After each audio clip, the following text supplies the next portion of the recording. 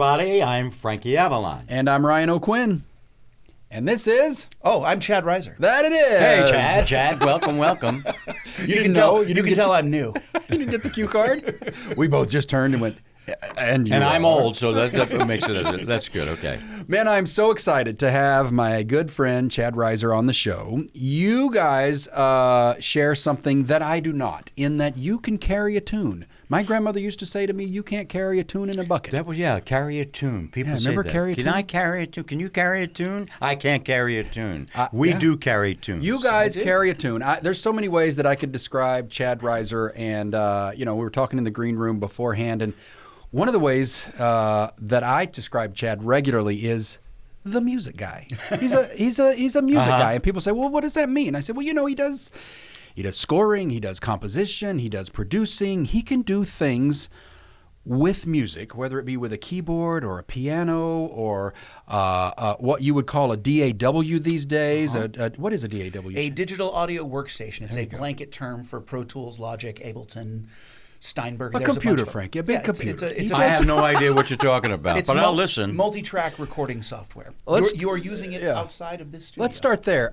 Frankie told me a story recently, and I want to get into your backstory a bit, Chad. But Frankie said, he was recording on 2 tracks. Yeah, two tracks. Do we have more than 2 tracks these days? We have so many tracks that you suffer from decision paralysis while making music. In fact, it's very funny that you brought that up because yesterday when you asked me to be a part of this, I thought, well, I should do a little research, and I dug into your background and history and discography, and I knew who you were, but I was listening to some of the early music, and I would suspect that your early hits in the 1950s were recorded largely live and in the room. Absolutely. Yeah.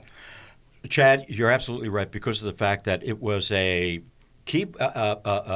the council is and the engineer, and then there was the band on one microphone, and maybe a couple of microphones on the drum or this or that, whatever, and my microphone. Yeah. And before, as we would be rehearsing, I would hear the engineer in the control room say, Frankie, step back, the band is leaking into your microphone, right? But it was truly a performance. Yeah. You didn't put no earphones on to hear this, that, whatever. It was a performance. That's why those records still hold up today. Yeah, there's an urgency. The word that I always come back to is urgency of old records, because and there are old records that don't sound urgent, but old records that really have that sense of we've got to get this on are the ones that, in my opinion, you listen to 40, 50, 60 years later, and they're like, it just sounds like they were recording it yesterday, because you can feel the intensity and urgency of the moment on the recording, which is something that I do fear is lost in our modern world. Well, it's like, Chad, my biggest hit, I mean, I've had hit before this one, Venus, 7 takes. Wow. One right after the other. Not because I made mistakes, because he made mistake on the drum, or this one or that one, whatever. But finally we got 7. Let me hear it back. And that's a buy. But Beauty School Dropout, the one I did in Greece, full orchestra. Yeah. And I make 1 take, 2 takes, 3 takes, 4th take. I said, it felt good to me. How's it? Listen to it back. 4 takes, done. Yeah. And then what we're hearing is the complete beginning, middle, and end of that take, right? We're not hearing an edit or a splice. No. Yeah, because that capability performance didn't come until the mid to late 60s, when you could punch in and grab a phrase or a word or do some semblance of the editing that is so commonplace now. Let's contrast that just a little bit now with what you're doing now with artists and with producing albums and whatnot. How long, generally speaking, and I know it's like saying how much is a car, but there's a wide berth. How long would it take to get one full version of a song nowadays? I mean, more than 4 takes? Well, I mean, the commonplace technique used for creating vocals these days is what's called vocal stacking or comping, where you'll come in and you'll have the singer record. Typically, it's a verse or a chorus at a time to get some humanity, because if you care about music, you want some humanity in the performance, even though you're about to get in there and cut it up and slice it up and look for the very best of each take. So you build what's called a stack. There are some producers who like to build stacks of 10 or 12, I get overwhelmed by that. So I like to keep it. For some reason, I have a weird fixation on odd numbers. I don't like even numbers. So 5 is a nice number for me. It gives me it's a good number of options. And it's not too many that I can't keep track of. Okay, so the opening of this phrase was really good on 1. This was good on 2. And I try to grab musical phrases that make sense rather than, and only go in and get one word or zap a breath or something. If it doesn't serve the musicality, that's where I think a lot of, especially younger producers, get, they're going for perfection rather than musicality. And that's, I think, a big mistake. In my experience too, Chad, I understand what you're saying. I would go, because he liked it, and he always did it, with Sinatra. Mm-hmm. He always wanted 20 to 30, 40 people in the studio, right here, as he's got his microphone right here, because he sang to his audience. Yeah, and he would take not a lot of takes. He knew what he was doing. Nelson Riddle. Yeah, I was at one session. Listen to this. You'll love this. I'm in the audience. He's going to record this. He's recording this album, and Nelson Riddle and Frank comes in. He's got the hat on. Yeah, legend. And he walks over to Nelson Riddle. There's a phrase that he wants to reverse it for the top to the bottom. He wanted to change it, whatever it may be. And Nelson Riddle goes to the guys, and the great trumpet player, Conrad Gazzo, was the number 1 trumpet. Wow. And he went down, and he would make a few takes, and all of a sudden he went like this, Nelson. And he walked out of the whole day. Everybody's there for him to do this album. It was one, and he was bipolar, Mm-hmm. He would get crazy. I'm not saying that's it. And he walked out. And it was because of the Trump, something happened No, with it? I don't know. No, who knows? Are you going to ask him? No, who's going to chase him down? Frank, what's going on? Leave me alone, man. Yeah. No. And just to play devil's advocate, that could be very much a product of the era where if he knows he's not feeling it, they can't fix it in post. Well, good Right. point. That's right. You're They wasting can't- people's time at some point, right? I've had singers come in on actually some fairly high-profile TV film stuff. They'll come in and they're just like, I am not feeling it today. So I'll spend a half hour just kind of being kind of pastoral, just getting to know what's going on. And if I'm on them with set, if I'm on the set that day, I'm like, oh, that was a long day, blah blah blah. And because we'll get to the point where I'm like, hey, listen, I'm going to do 5, 6, 7 passes. As long as there's one good piece of music in each one, I can cut it together. Right. Oh, yeah, those are the tools we have. So it might have been that he was a diva, but there's a devil's advocate approach that said he may have known he didn't have his best stuff today, Or maybe vocally, too. and that was going to be. There's no fixing it in the post. Right. So I mean, he could have just been a huge diva. I didn't know, but that's part of the main difference in modern music making versus really the only way you can experience what they used to experience in studios is to see a live performance. And that's also the reason why so many, especially whoever's the cutting edge on pop performances, they don't sound like, the live performance Like doesn't sound like the what they recording did in because the- it's yeah. impossible. It's the same reason that a movie doesn't look like a play. Right. The movie is a summation of thousands of small cuts, thousands of small pieces all stitched together beautifully. It's art, but it's not a play. A play is an unbroken live performance. And that's... something very interesting to me is the talents one like you has, aside from putting in pieces of singers and all this stuff, a composer. Mm-hmm. You are a composer. Yep. You are an arranger. Yep. Ryan, that is amazing to me. Agreed. I don't even understand. The phenomenon of a musician is so revered to me that they sit down and write all these instruments, violins, different clefs, horns. I mean, it amazes me. It's fun. And, a great story. One of my managers, his name was Julie Styne. His father was Julie Styne. Okay. And he had been doing a lot of movies in Hollywood. But he left Hollywood because he wanted to be a composer. And, of course, he did Gypsy and all these other things, And the story goes, he told, we were having dinner in New York City. He said he moved in the area of Beverly Hills And one of his neighbors became Rachmaninoff, right? So he said he went and he knocked on his door and he introduced himself. And he was invited in. And they got into a conversation about composing and writing. And Rachmaninoff said to him, "Do you write your music off of the piano?" He said, "Yes." And Julie had that one of those, not the 88 key. You know the little one? Yeah, sure. 76 or 61. Yeah, right. Yeah. Not the 88 key. He say, "Don't ever do that again, because you can't play a lot of these things. You can hear them and you can write them. Don't get bogged down with this instrument." Because you got to write, you can't, all that stuff. Interesting, huh? Yeah. I just admire guys like you. Well, that's very kind of you. Thank you. One of the true delights is to, get in the room with a great instrumentalist, and I'm an adequate piano player. Like, I'm not a virtuoso piano player at all. I'm a good pop piano player. Right. I led worship in the church for 25 years, so all those pop songs I sound perfectly fine. But on a session, if I need a keyboard player, I'm hiring a keyboard player. Right. Right. Okay. Right. But one of the great delights of writing music or composing music is when you know that what you can hear in your imagination is beyond your ability to translate, either in my case into the computer or play or replicate, and you finally get in the room with the right person and you go, it's the ba-da-da-da-ba-da-ba-da-ba-ba, and they're like, "Oh yeah," and they do it, and it's like, "Oh, right. Thank you. I see. Someone hit record, please." This is the most beautiful feeling, because it is such a collaborative thing that you can't be. I don't think any one person. Well, I'm sure there are geniuses. Maybe John Williams. I don't know. Maybe he can because he was a violin player. So perhaps he can actually. Who was this? John Williams, the film composer. John. I believe he was a violin player. And Is then that right? At first, and then he was a professional accompanist.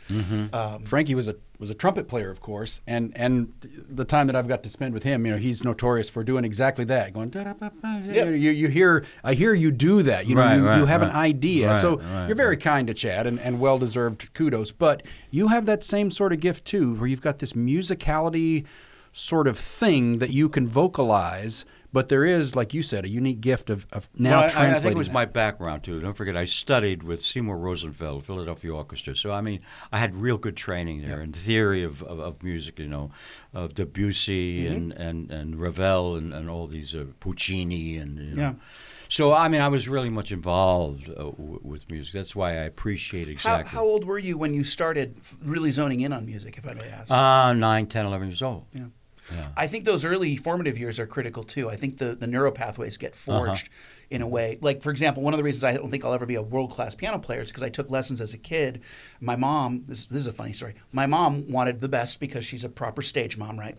So we're out here in the area we live, and the best piano teacher in the 1980s at the time was, this true story, an escaped Soviet state piano teacher who had gone under the wire in the early mid 80s. And so, I'm in the room. I'm a young church kid. I'm like, "Can we play Michael W. Smith and Amy Grant?" And she's like, "You will play the Rachmaninoff." I know that's German, but so she was very, very strict as the Soviet artistic tradition, I would assume. But it kind of turned me off.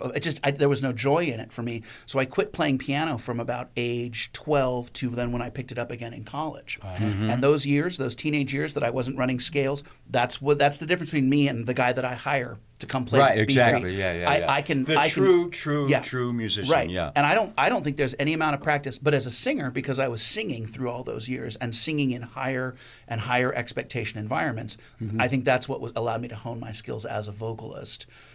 So the young age thing is fascinating to me because I grew up. My parents were not professional musicians, but they both loved music. The last pro in my family was my great grandfather, who was actually a fairly well known choral arranger and composer, and was the head of vocal music at Northwestern University outside of Chicago. Wow, that very good music school. Yes, very his good. name was Noble Kane. There's actually a music library named after him in a university. Wow. So that was the last pro in our family.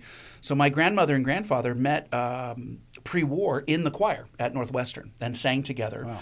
But my grandfather was very, typical Midwest greatest generation type, very stoic and, into business. And even though he loved the arts and always supported the arts, was like, well, we don't do that professionally. Also because my great-grandfather was he was a lot, apparently. But my folks grew up loving polyphonic music and polyphonic singing, part singing, and so even as a young Parts, kid, yeah. we were learning how to hold down. My sister and I, it was just the four of us. So Yeah. we were learning how to do you put 4-part harmony. Yeah, 4-part. Yeah, and it was just, my dad he was a doctor. He just retired a couple of years ago, and he would take us on rounds, and we would sing at old folks' homes and that kind of stuff, and then of course at church growing up at Calvary here locally, the arts were a huge thing. But learning how you mentioned the ear. It's learning not just what note you're supposed to be, but starting to place it in relation to what's around you. And it starts very simple with other singers, and then you're like, oh, wait a minute, I have a relationship with the kick and the snare drum in the band. Oh, I have a relationship with the brass. What's my place in the overall sound? Yeah. I don't know if that can be learned. Yeah, well, not to be discouraging to anybody trying. I think you can get better at it, but there's something about it that strikes me as a core neurological thing that if it doesn't get forged as a kid, it's like there are just some things you can't. Well, you know what's amazing, Ryan and Chad, is that I was so dedicated to that horn, and I played very well, and of course I became successful as a young boy playing it on the Gleason show and recording with RCA Victor and all this stuff, and of course got side guided to a whole other career as a vocalist and as an actor and all this other stuff. To this day, I can't play a note on that horn. Interesting. Really? But you still have the horn. I keep that horn in my bedroom. Yeah. And I look at it and I look at it, and once in a while I'll pick it up and I'll get a few notes out of it. But if you don't have this embouchure, the embouchure issue, you can't play. Chad, is it whether it be the horn or the guitar or the piano, is it a muscle? Do you have to? Yeah. People say if you put it down for a bit, then you will have a bit of a hill to climb to get back to close to where you were. That's my experience. Yeah. My wife and I are privileged in that we led worship for so many years that we had a regular excuse to sing together and training our singers and of course the service comes and so you got Did you study voice with the I went to school at Azusa Pacific University. Right. And I had an interesting background in that I grew up at this church, Calvary Community Church, that's right here locally. And in the 80s, when I was a young kid, the arts were hugely alive. So I grew up with professional Christian musicians around me as a child, which of course I assumed was just the norm at every church. It's only taken me another 40 years to unlearn, like that's not the norm. So I was in a high expectation environment as a young kid, did some formal study as on the piano, but no formal voice training until college. None, huh? But I was working film and TV sessions before the end of high school, just because I was around them, and I started getting asked to do kid stuff, and then asked to do some Disney stuff, and that's what, I felt so dumb in college. I was talking to some actor friend. He's like, "Oh, I'd kill to get a SAG card," and I'm like, "I Forrest Gumped my way into a SAG card 2 years ago." Like, I didn't even know it was a thing, but I just wanted to come sing. So being in Southern California, it is needless to say, a bit of a leg up. But having it as the staple industry around here is at least it was. Hopefully, it stays that way. Well, yeah, we could talk about the pros and cons and the nuances of Runaway Productions and all the things that's happening right now in and around LA. But at our production company, Heather and I have been so fortunate, privileged to be the recipient of some of your incredible work. And to Frankie's point earlier, the idea of somehow, some way, and my feeble brain, the only sort of parallel that I can come up with is painting a scene. You know how an artist takes a blank canvas and fills in the rest of that canvas? Yeah. We have given you essentially a segment of a movie or an entire movie and said, go make this cinematically, and I'll steal one of your words and feel free to reuse your own word, but you often talk about how there's a difference between the cinematic scope of an arrangement and a composition. How do you look at, as a real world example, a lady driving a car down a road for 12 seconds on film and say to yourself, oh, it needs to sound like this, and then you make that? The irony is, I'm pretty sure the shot that you're talking about, you used a needle drop song that I didn't write. Maybe so. Somebody else said it needs to sound like this. Well, you're talking about so Paul's Promise is what you're talking about as a good example. That one for me was almost a gimme just because it was like, well, it's set in the 1960s in Appalachia, so we need some fiddle, we need some acoustic guitar. We don't want to hear anything that sounds artificial. Everything needs to feel organic and natural to reflect what we're seeing on screen.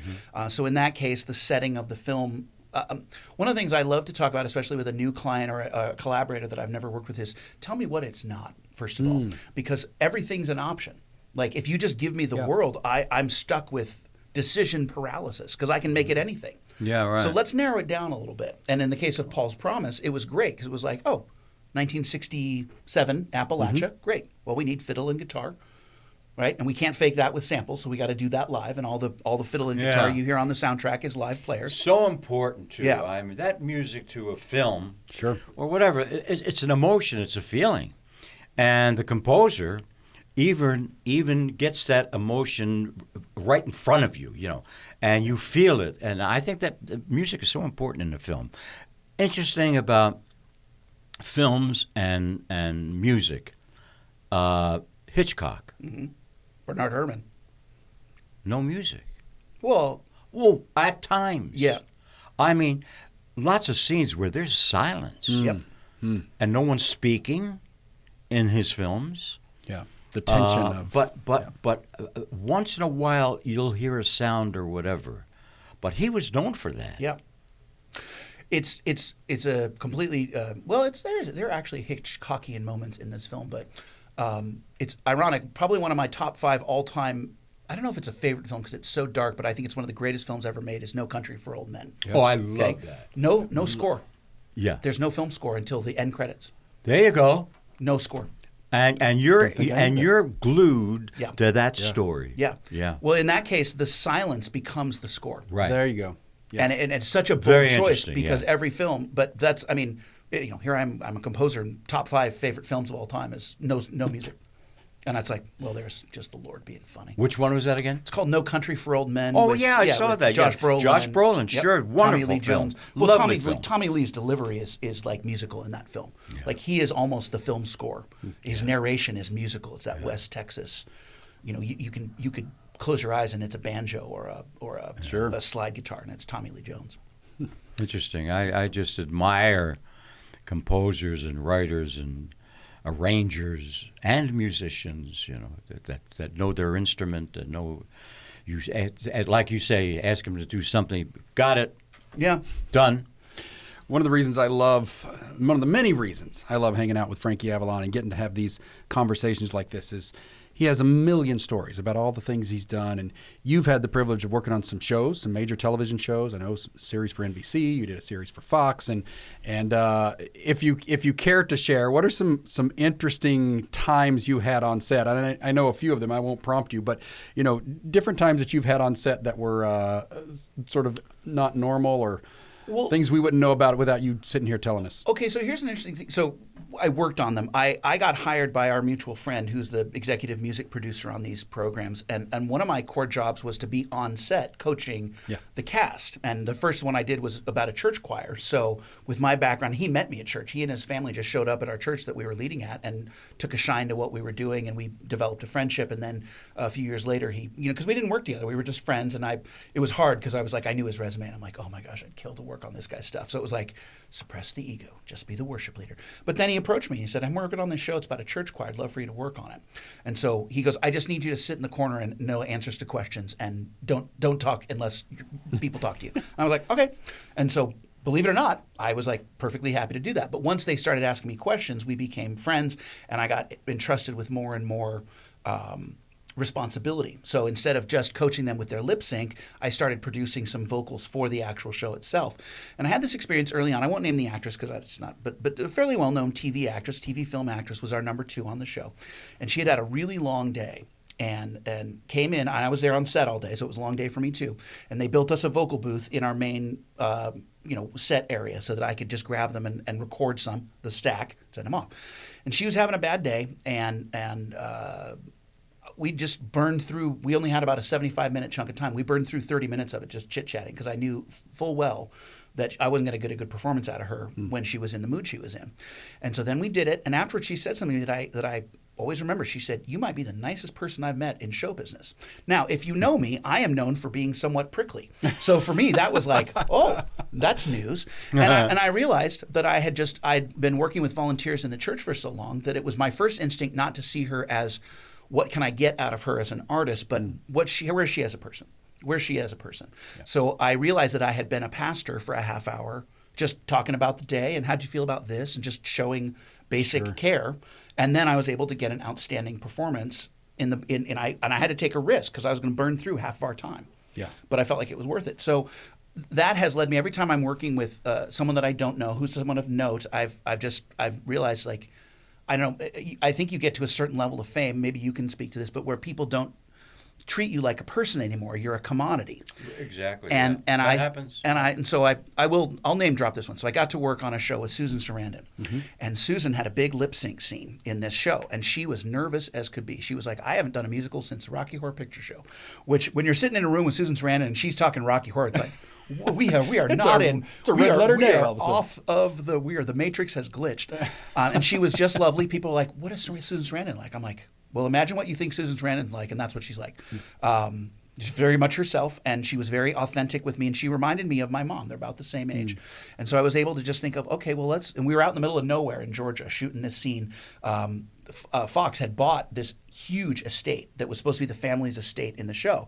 And acres and acres and acres. So they turned different parts of the estate into different things. So we had a green screen set up out in the barn. It's fall, late fall in Georgia, dead of night, it's freezing. And, Susan Sarandon is an aged person. She's been around for a while. And I just saw her vulnerability. And I was like, man, she reminds me of my mom. So I was just like, okay, well, let's say it's my mom and she's stuck in some barn with somebody she doesn't know. How would I appreciate this person treating my mom? And that's how I went after it. And she went from real nervous and kind of jittery to just very warm and excited. And that's great. So it's been really just a God thing of all my years spent doing ministry, which is not what I trained for or ever saw myself doing. I just finished my ministry stint a year ago. So because for most of my adult life I've been doing church ministry and then my work, and so I got a family of 6. I gotta keep the right. So, but the pastoring aspect of it was the biggest surprise of me. Of just like, just treat people like you would like they're a volunteer worship. Because if you're leading a volunteer worship team, you can't be like, man, I'm paying you for this. Get over here, do your thing. I don't care about your feelings. Yeah, this you show up, volunteer. You sing. It's volunteer church. So it's like, hey, we're gonna run the song, and someone's like, I'm not feeling it. Well, it's not a set. I can't just be like, well, you're getting paid to feel it, so let's go. Like, I have to slow down and find out what's going on and then figure out how to get the best out of them artistically while at the same time honoring them as a human being. And I don't know. I felt that's something that's quite valuable I've discovered out in the big, bad, allegedly godless industry. It's like, you just treat people like people, care about them as the image bearers of God that they are, whether or not you like them or like their work or like what they stand for. You have to be a human being in that moment. Well, you've got some great credits, movies and television and scoring films and all that stuff, Well, there was a very interesting thing that happened with me, Chad, that I think you, Ryan, will get a kick out of this. I was doing this picture, and I mention it every once in a while, for Otto Preminger. Yep. It was called Skidoo.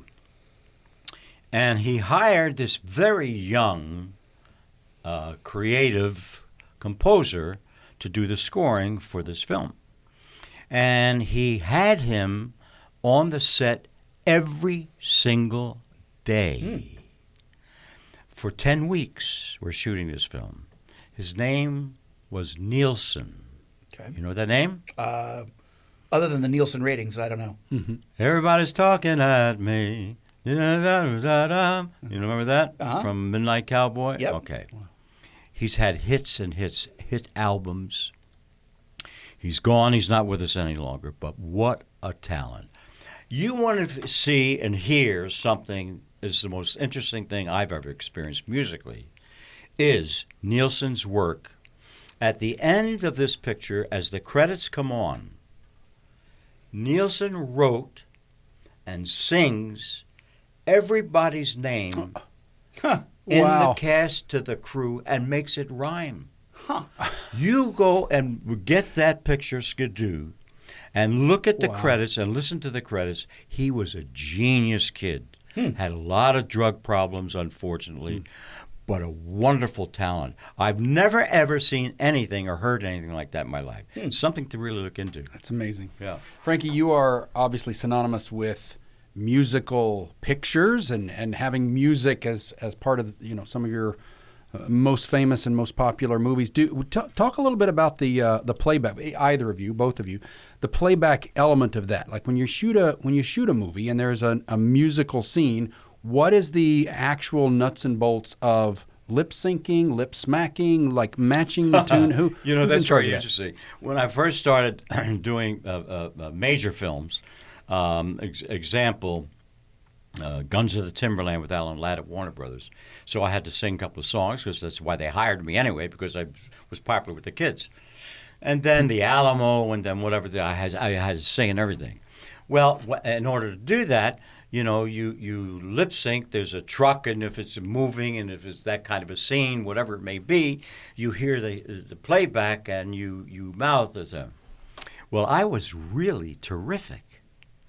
And they told me, you're the best I've ever seen that's doing lip syncing to the track that you're doing on screen. How come? I said, I had a lot of experience. And you know what the experience was? What? The Dick Clark Show. Because they would when you play back. were on American Bandstand, Yeah. you sang to your record. Yeah. So I learned to lip sync real easy. Yeah, you had to sell it. Yeah. Had to look live. So they could not get over it because I would do one take, because then you go into do voiceovers or this, that, whatever. How the screen goes, and then you got to, what do you call it? Not voiceover. You just were doing one ADR, here. the additional, What's it dialogue called? recording. ADR? ADR, yeah. Yeah. And you wait because the sound wasn't good or whatever. And Yep. I was always right on top of it. Dick Clark's American Bandstand. That was it. It's a real gift, and post-production Yeah. supervisors will tell you that people who are not good at that, it becomes a long day. Oh, that's why I was on set, was to make sure that the lip sync was correct. Yeah. And take notes on every take. I took notes on every single take. I had a system of missed it, circles good, and then I would type up notes, send it to script supervisor at the end of every day. It's a difficult chore. I mean, not only do you have to be exactly where your mouth is moving like this, you got to repeat, but you got to get that same emotion. That's right.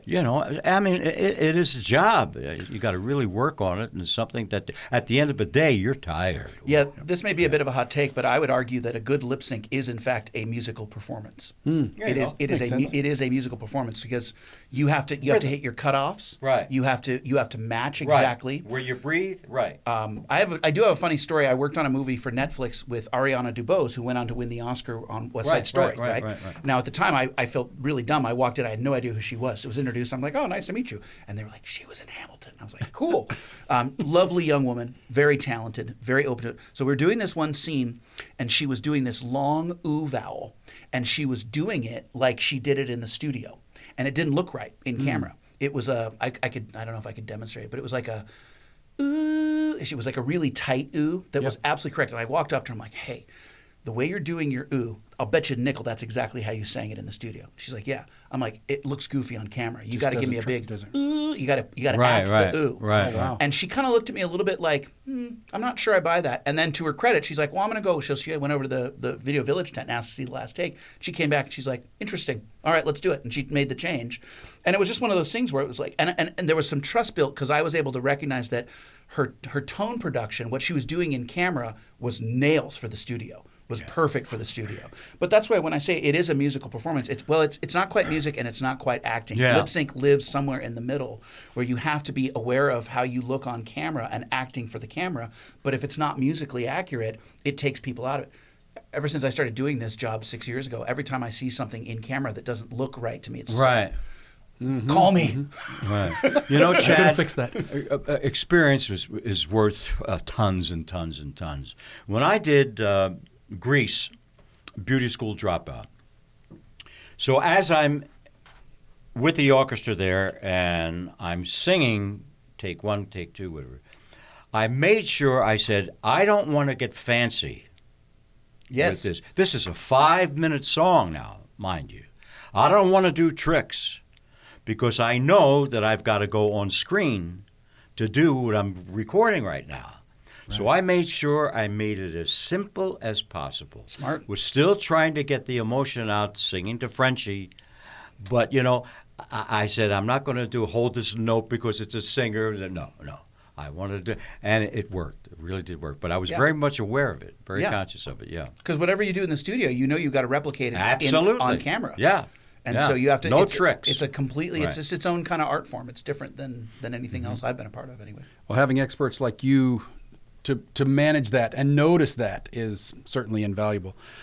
Just quickly before we head out, you have a musical family. I know your lovely bride, Erica, who is an incredible singer in her own right. My wife, Erica, is indeed a marvelous singer. Yeah, she had an album. You guys done things together musically. She also sang on a couple of things that we did, and it's passed down to the next generation. You have some musical talent in the offspring. We do. We're blessed. We have 4 kids. The older 2 are adult age, and they're both extremely musical, but they aren't interested in pursuing it professionally. Which is, I was like, that's fine. It's fine. Right, you have to. It's their plan. So my eldest daughter actually just got a job. She teaches 4th grade. She just graduated college in May. Wonderful, yeah. And got a job here locally teaching 4th grade. And my older son is at SDSU studying aeronautical engineering, and then my 14-year-old son was in fact blessed with the desire to do it professionally, and he is a remarkable talent. And frankly, the biggest struggle I have with him is I don't want to overcoach him and suck the joy out of discovery for him. Right. That's a very good point. Good advice. So I try very hard to let him. Like when he'll sit after dinner, he'll pick up the guitar. He loves playing guitars. He's going to be a monster guitar player. He already is. Wow. And he's technical. He understands. He understands what he's doing, and then he can also play with some feel. So he'll just sit down and start working through a song. He'll start picking up the riffs of whatever song he's listening to. So that's when I'll just take the opportunity. I just sit down at the piano and start figuring out the chords and playing along with him rather than correcting it. I'll try and be a sideman to his exploration because it's very challenging for me. And there are times he booked a fair amount of session work before his voice changed on film and TV stuff because I'm fortunate to know most of the contractors in town and they used him quite a bit. So there were a few times where I was like, okay, that loving, grace-filled dad mentor thing that I do, that's over. Here's exactly what you're going to do. Here's the technical piece. He was at a session once, actually at a studio that Sinatra worked at, and he was like 8 years old and just full-blown ADHD episode in between a take, just flailing his arms left and right. Meanwhile, a vintage $25,000 Telefunken 251 that's is right in front Mike. of him. Yeah. And he's just flailing his arms, and I'm like, and I knew the contractor, so I allowed myself on a break to walk into the live room, which as a parent is a no-no, but I know Edie, and I was like, that microphone is worth $25,000, and Frank Sinatra probably sang into it. So could you please not destroy it today? Thank you. We all use that microphone. Yeah. Sinatra, Bill Putnam was our guy. I'll give you one story here about music. I get a song, and I go into the studio, and I sing this song, and it becomes number 1. Yeah. Number 1 in the world, right? And finally, I'm saying to my record company, where are my royalties? And they said to me, they're being held up. Why? Because the song is being sued, the writers of the song are being sued because they took the melody from something else, and they can't do that. Now, the song I'm talking about was called Why? And it goes, I'll never let you go. Why? Because I love you. I'll always love you so. Why? Because you love me, right? So, the record company hires an attorney called Walter Hofer, who brought in the Beatles and represented the Beatles. They go to court, and they have this fight. By the writers who wrote the song, they say that they were taken and stolen. And the song they wrote was called In a Little Spanish Town. And it goes, in a little Spanish town, 'twas on a night like this, da, do da da da, was da da da da. My song, I'll never let you go. Why? Because I love you. Now, Walter Hofer goes into the works of Mozart, Puccini, and finds passages of de ba da da da da ba da da da da in whatever piece, we won the case. Yeah. Yep. Yeah, It had been around. well, there's only 12 notes. Yeah. 16, isn't there? No, 12-tone scale, 12 notes. 12? I thought it was 8. Well, that's the diatonic, but for chromatic, when you play the black chromatics, keys, yeah. And there's only,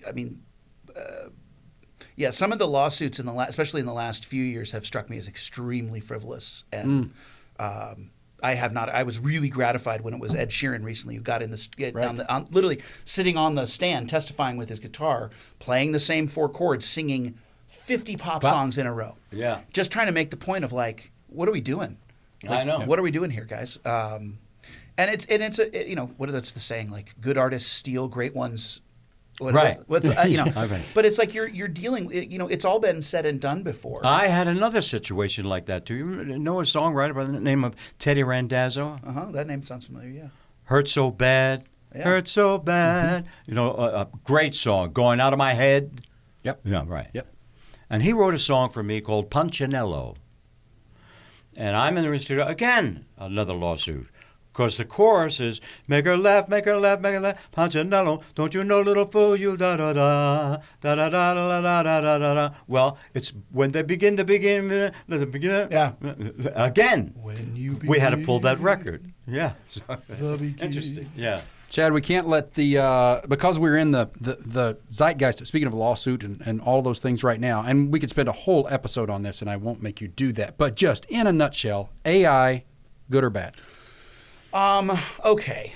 So, I mean, in general, I think not great. I know there is some pushback in the streaming world. I know this for a fact, against it from the people who run the big streamers. They just feel like it's the end of the business, their business, everyone's business. So there is some pushback, fortunately, in the corporate level up against it. I have not played with I think it's Suno is the kind of the leading one right now, and it's got some astonishing capabilities from what I can see. So so in general, I'm against it because I think people are great. Yeah, humans have like done human well beings. for a few years. When it comes to art. I like to play devil's advocate because I like to irritate people. But You are prickly. I am. I'm trying to understand. Okay, so for years I have used sample libraries because sometimes contracting live players is too expensive, and someone will come to you and say, I have no budget. Would you like to take a crack at this? You're doing something in spec, right? Yep. And so it doesn't make sense for you to go out and spend $1,500, $2,000 to pay a couple good players and more than that if you're doing a studio day. You can get it 5 figures real quick. So I've been using sample libraries, which are essentially multi-tracked. Let's just pick violin. If you're doing a multi-sample, the player is recording the note and then playing it louder, and really you get about 5 layers of velocity. Stacking, that you can, yeah. And you can stack, and you can kind of fade, and you can create these musical performances out of essentially what are static recordings that live in your computer. So I've been asking myself, okay, what's the difference between me using a performance of a sample that someone played? Now, granted, these players do get paid. When I buy the library, That was the contract. you do, yeah. the sample players, at least with one company that I really like to use, do get paid, and I appreciate that. They deserve royalties on the library that they helped create. But I'm just trying to figure out, okay, well, what is the ethical boundary of using technology? Because, and then you can take it all the way back to, a compressor has been around since in audio world since the 1950s. That's not a natural representation. My voice, as you hear it, is going to be compressed and EQ'd and tweaked before anybody sees this. Mm-hmm. So there are tools that happen that are not natural. So what's the ethical boundary? And the truth is, I'm not sure. I'm not sure. I've seen some of the demo videos of people getting into Suno, and like we talked about, ba-da-da-da, ba-da-da-da, boom, ba-da-da-da, okay, make it a song. And it's like, well, did the computer make it or did you make it? And it's like, I don't know, because I partnered with the computer to suggest something. Wow. And then I'm seeing a lot of guys, you can use Suno to create, again, I have literally not done this at all yet. It's tempting. I don't play guitar. I just play keys. So guitars are always, I'm like, my 14-year-old, I'm like, okay, please be 18. Please, I need your free guitar services. We're just not quite there yet. Please, I need you in the session just crushing it for free for Dad. So guitars are always a grind for me, trying to articulate in a demo situation, what do I want for the guitar player? So it's like, well, if I could go to a computer and go chunk, chunk, chunk, chunk, chunk, chunk, chunk, and all of a sudden get this great guitar part back, it's like it's going to be very difficult for me not to slap that stem into my arrangement and say that I did it.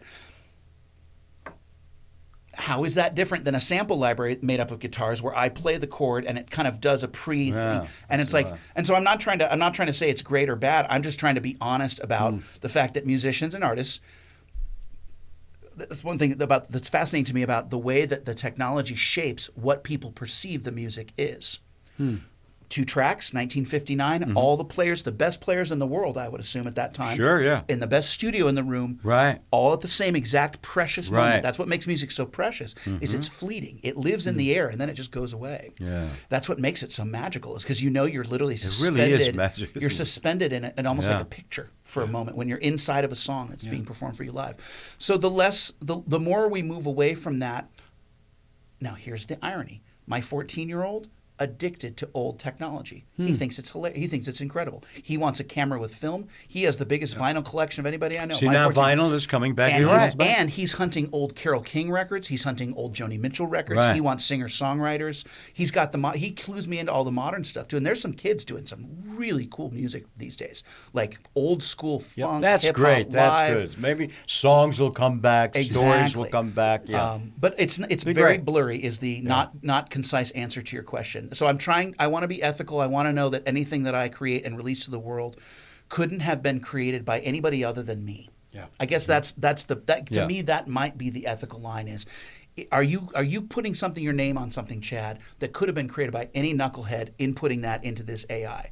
And if the answer is yes, then I don't think it's ethical. Now, if I end up drinking the Kool-Aid and using AI tools to enhance the tools that I already use, which if you really look at them, it's like, well, that's not your vocal. That's that's your skillful editing of 6 vocals. So is it a real vocal or not? It's like, well, kind of. Did you like the only question is, did it move you? Did it move your spirit? Yeah. So anyway. It's a sticky wicket. Great conversation, great perspective. Thank you for that. And I didn't want to let the time pass without at least getting a little snippet of your thoughts on that because I consider you the expert. I'm going to do something avant-garde, unique, and we've never done before. Okay. And you can die after this because this is a red letter moment. When we outro our episode, Frankie Avalon looks right into that camera and he sings a little outro song. I would love for Frankie to teach you this song, and then I want the two of you to do it together. So take it away, Frankie. Right. Teach Chad, and then you can say the song. How about like a tenor part or something? Yeah, sure. Let me see. I say, first of all, I say to the audience at the end of our podcast here, I say I want to leave you all with a little thought. That is, if you ever run into someone who isn't wearing a smile, give them yours. Because the whole world smiles with you. And now together. And the whole world smiles with you. You. Is that where the key were in? You. No, okay, you did thirds and the. Yeah, I just want to figure out what key we're in. So I don't know. We're in whiskey. That was it. Whiskey. Well, now you've recorded with Frankie Avalon. You're welcome. Man. Yeah. That was beautiful. Thanks for coming. Guys, thank you so much. This was delightful. Frankie, it's lovely to meet you. Thank you. Nice to meet you. Thank you so much for all of your... Ryan, thank you. You're the best. Thanks, Ryan. everybody. See Bye you next time.